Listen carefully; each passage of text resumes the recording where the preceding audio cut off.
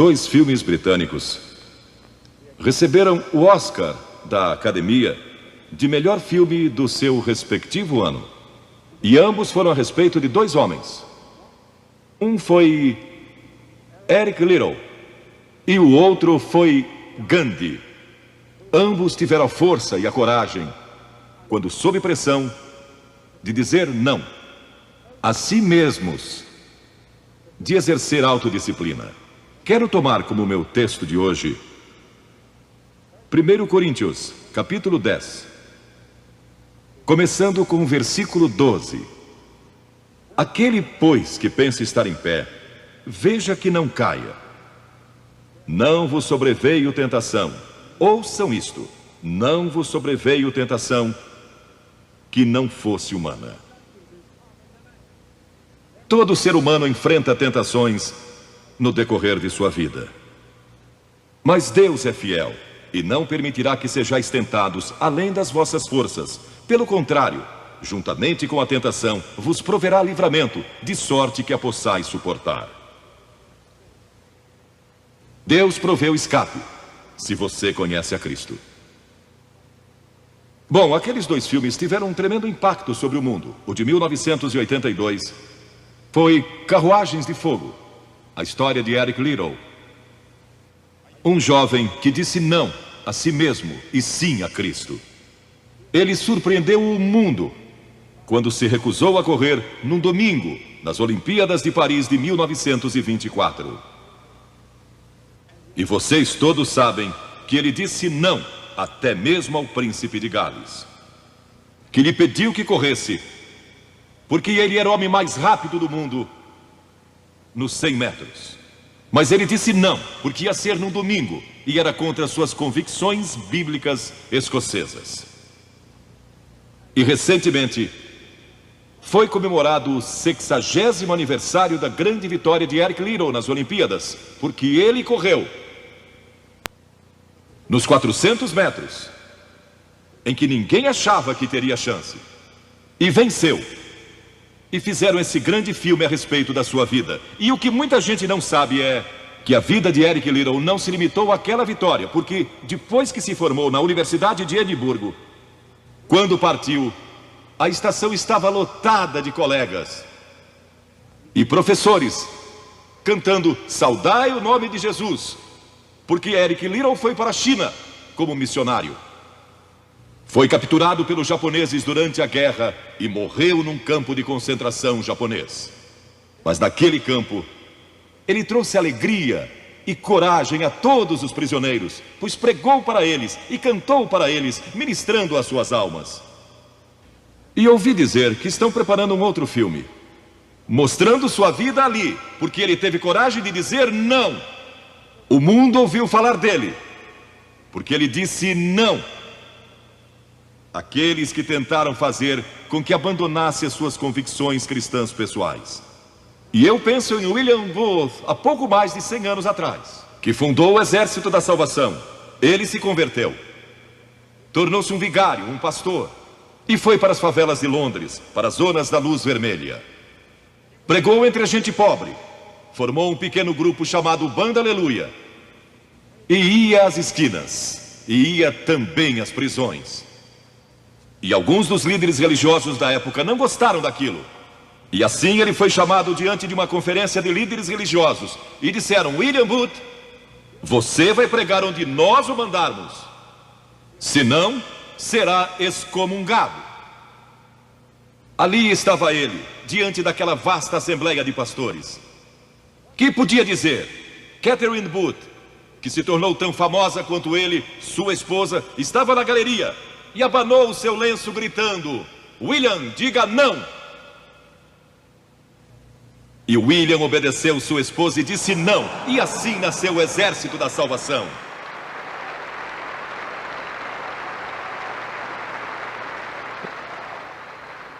Lemos muitas histórias na Bíblia a respeito de jovens que disseram não e mudaram o curso da história.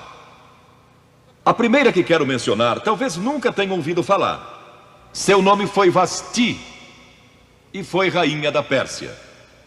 A esposa de Assuero, que reinou desde a Índia até a Etiópia. Pensem em todo o petróleo que ele tinha e provavelmente nem sabia.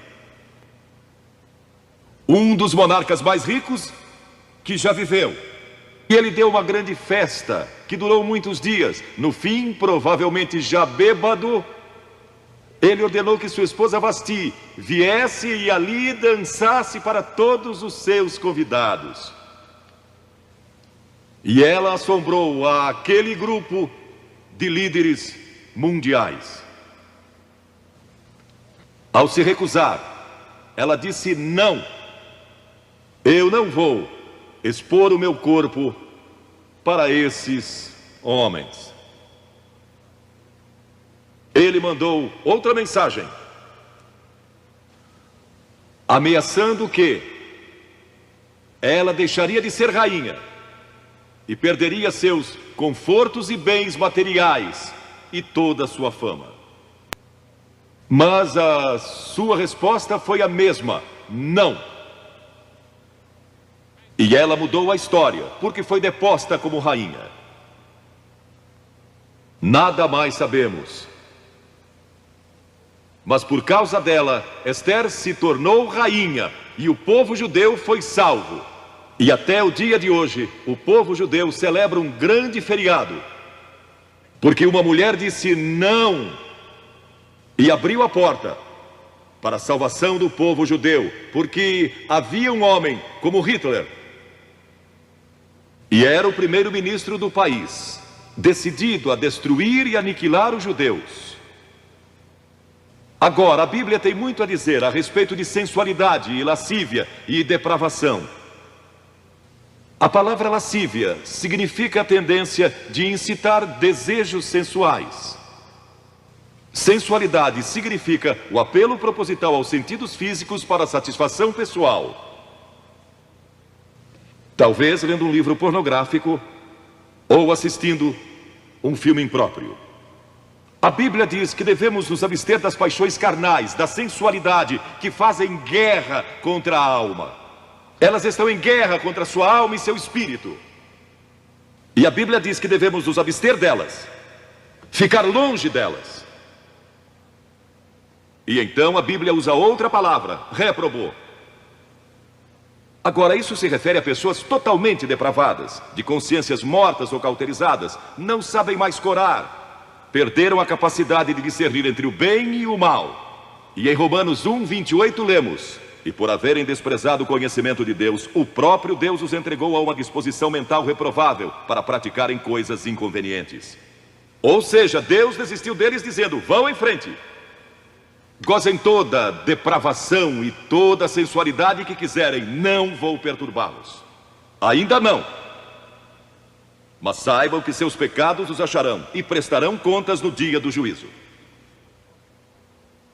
E Paulo, escrevendo ao jovem Timóteo, disse: também estes resistem à verdade, homens de todo corrompidos, réprobos quanto à fé. Em outras palavras, rejeitaram a Cristo por tanto tempo que suas consciências se cauterizaram e seus corações se endureceram. E mesmo que o Espírito de Deus lhes fale, eles não podem ouvir. É por isso que é importante que você aceite a Cristo quando é jovem. É importante que venha a Cristo agora. Se o Espírito de Deus está falando com você, entregue a sua vida a Cristo, porque o dia pode chegar em que a sua consciência esteja morta e você não possa mais ouvir a voz de Deus. Ela disse não. Mas Vasti, você vai perder o trono, vai perder suas riquezas, pode até perder sua vida. Ela disse: minha resposta é não. Qual é sua resposta hoje àquelas coisas que são erradas? À mentira, à lascívia, à cobiça, ao preconceito racial? Qual vai ser? Você vai disciplinar seu corpo? Vai permanecer firme às convicções que Cristo e a Bíblia ensinam? Ou vai ceder e seguir pelo caminho largo que leva à destruição? Ou vai entrar pela porta estreita e pelo caminho apertado que conduz à vida eterna? Qual vai escolher? Você tem uma escolha hoje. Deus nunca vai forçá-lo a escolher. E então houve um outro jovem, um jovem chamado Daniel. E a Bíblia diz que Daniel resolveu em seu coração que não se contaminaria com as finas iguarias do rei, nem com o vinho que ele bebia. Agora, Daniel era um jovem que tinha um propósito. Ele havia sido capturado em Jerusalém. Quando o exército de Nabucodonosor invadiu a cidade, ele foi capturado e levado através de milhares e milhares de quilômetros à Babilônia, a quase 3.000 quilômetros de sua própria terra, sem aviões nem automóveis. Eram semanas de viagem. Mas ele estava resolvido a servir a Deus, e não devia ter mais de 12 ou 15 anos de idade. E Nabucodonosor, o grande rei, levara cativos de Jerusalém para a Babilônia, e ordenou que aqueles jovens, em quem não havia defeito, de boa aparência, instruídos em toda a sabedoria, fossem ensinados em sua corte, para que ele pudesse usá-los. Ele queria usar aqueles jovens judeus, porque sabia que eles tinham um dom especial. E durante o período de treinamento, mandou que lhes dessem os melhores vinhos e as mais finas iguarias, e todos os confortos disponíveis na corte de Nabucodonosor. Mas Daniel disse: não, não quero o vinho do rei, e não quero as iguarias do rei. Quero dormir no chão, não numa cama de penas. Quero viver uma vida simples e também disciplinada. Que diferença dos que mal podem esperar pelo dia em que possam sair de casa e se divertir. Mas não Daniel. Daniel estava longe de casa e ninguém saberia se ele fizesse algumas dessas coisas. Ninguém saberia se ele tivesse uma namorada e dormisse com ela, ou se embebedasse com o melhor vinho do rei. Ninguém saberia lá em Jerusalém, e ele poderia ter se tornado muito popular. Mas esse primeiro não, quando jovem, preparou-o para o grande não, quando era primeiro-ministro da Babilônia, e foi lançado na cova dos leões, porque não abandonou sua fé em Deus. Nós nos contaminamos ao comer demais, ou ao nos embebedarmos, ou ao tomar drogas, ou gastando tempo demais assistindo televisão, ou indo aos cinemas. Jesus declarou em Lucas capítulo 21: acautelai-vos, para que nunca vos suceda que os vossos corações fiquem sobrecarregados com as consequências da orgia e das preocupações deste mundo, e para que aquele dia não venha sobre vós repentinamente. O apóstolo Paulo disse: não disponhais para a carne no tocante às suas concupiscências. E Pedro disse: porque basta o tempo decorrido para terdes executado a vontade dos gentios, tendo andado em dissoluções, concupiscências e em detestáveis idolatrias. A Bíblia diz que devemos disciplinar nossas mentes e também nossos corpos, e disciplinar o coração pela nossa fé em Cristo. E então houve outro jovem chamado José, que foi vendido para o Egito pelos seus irmãos e se tornou escravo de um homem chamado Potifar. E Potifar tinha uma linda esposa, e José era forte e bonito. E em Gênesis, no capítulo 39, se quiserem ler a história, lemos a respeito da tentação de José. A esposa de Potifar se apaixonou por José, porque José se tornou mordomo de toda a casa de Potifar, cuidando dos seus negócios. E ela viu aquele belo jovem, viril e de boa aparência, andando pela casa e pelo jardim, cuidando dos negócios todos os dias, e ela o cobiçou. E disse: deita-te comigo. Ele disse: não. E acrescentou: não posso fazer isso ao meu senhor, que me confiou tudo o que tem, exceto sua esposa. Não posso pecar contra Deus, o Deus dos meus pais. Ele estava longe de casa, lá no Egito, quem saberia? Mas disse não. E quando disse não, na última vez, ela o agarrou e ele fugiu dela, deixando sua capa. E ela começou a gritar, chamando os servos e dizendo: ele tentou me violentar. O que não era verdade. Mas Potifar acreditou e mandou que ele fosse lançado na prisão. E muitos de vocês sabem a história, que ele foi para a prisão, e através de uma série de circunstâncias, ele depois se tornou primeiro-ministro de todo o Egito. e governou o Egito sob o faraó. Deus o guardou e o promoveu, porque José teve a coragem de dizer não quando foi tentado. Agora, sexo não é pecado. O sexo nos foi dado por Deus para a propagação da raça humana e para nosso prazer, dentro de certos limites que Deus estabeleceu para o matrimônio. As características de um cristão são autocontrole e autodisciplina. E Paulo, escrevendo a Timóteo, disse: conserva-te a ti mesmo puro. Mas como você pode se conservar puro num mundo como este? Como pode se manter puro olhando para as bancas de jornais ou assistindo a alguns filmes? Como pode se manter puro com as tentações que enfrenta todo dia? Não pode, de modo algum, exceto se Cristo está em seu coração, Ele lhe dará força e o poder, porque nenhuma tentação lhe sobrevirá. Entregue sua vida a Cristo hoje, deixe que Ele controle a sua vida, deixe Ele ser Senhor de sua vida, deixe que Ele controle essa área de sua vida, sua mente, seu corpo e sua vida sexual. Deixe que Ele tome conta dela. E lemos a respeito de um outro jovem chamado Moisés. Em geral pensamos em Moisés como um homem velho, de barba, mas foi na juventude que ele tomou a decisão que o levou à grandeza. Porque a Escritura diz: pela fé Moisés, quando homem, talvez 17 ou 18 anos de idade, recusou ser chamado filho da filha do faraó. Recusou.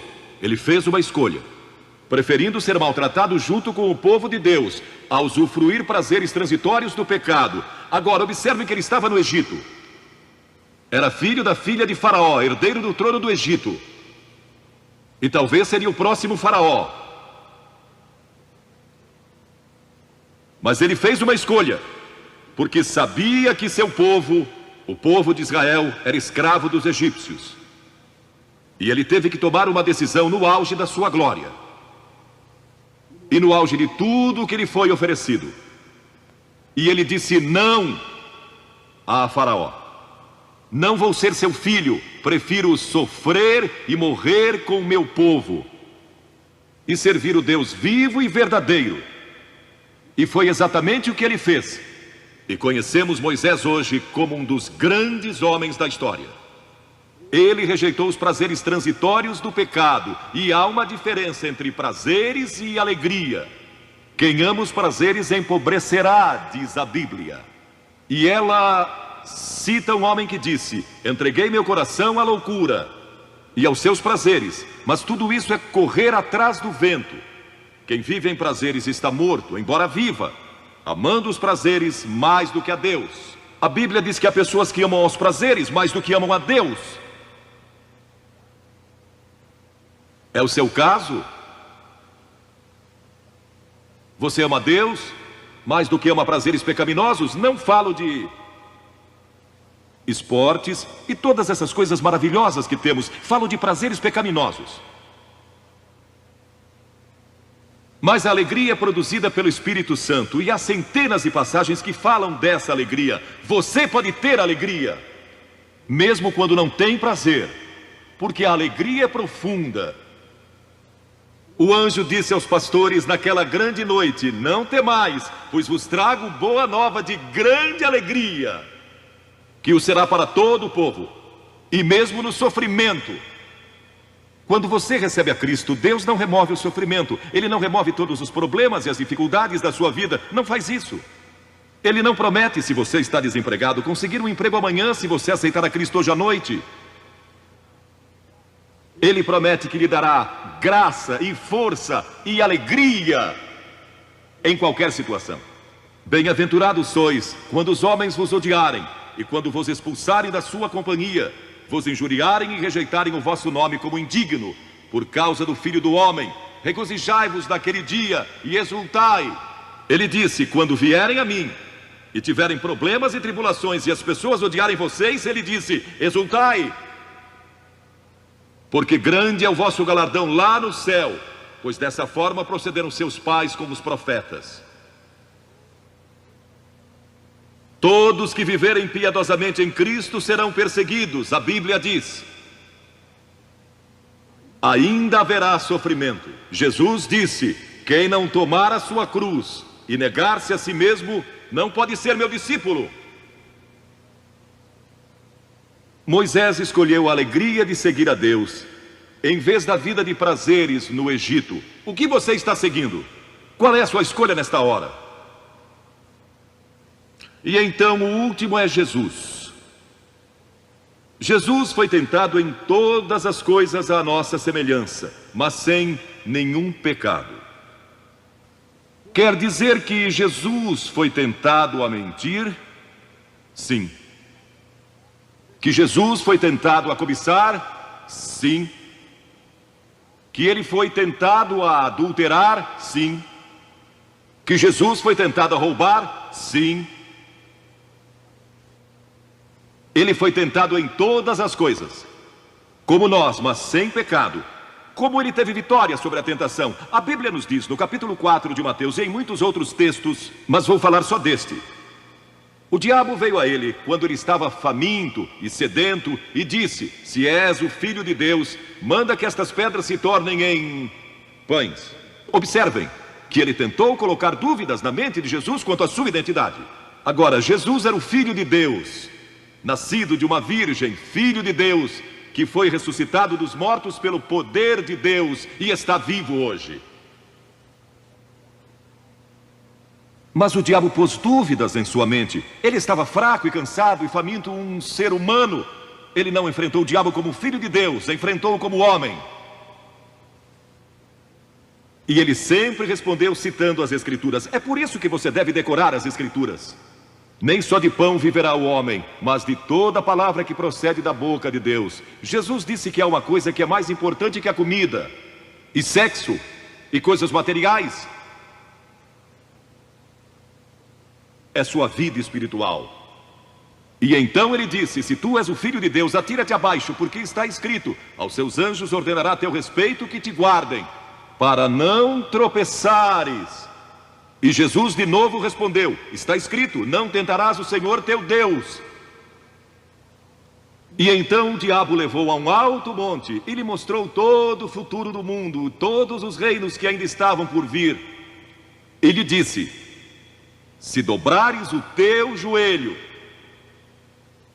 e me adorares, eu te darei todos os reinos do mundo e sua glória.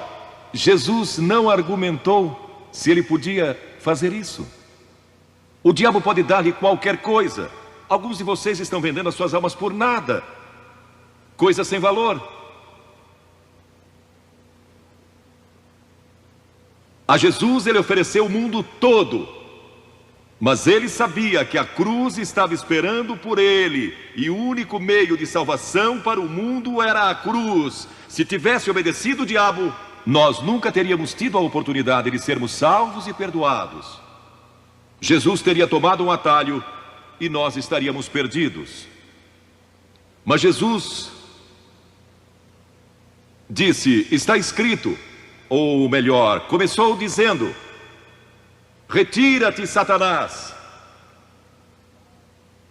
porque está escrito: ao Senhor teu Deus adorarás e só a ele darás culto. E assim o diabo deixou, e anjos vieram e o serviram. Observe como Jesus enfrentou o diabo ao ser tentado. Primeiro, ele citou as Escrituras. Segundo, ele estava cheio do Espírito Santo. E terceiro, estava na vontade de Deus.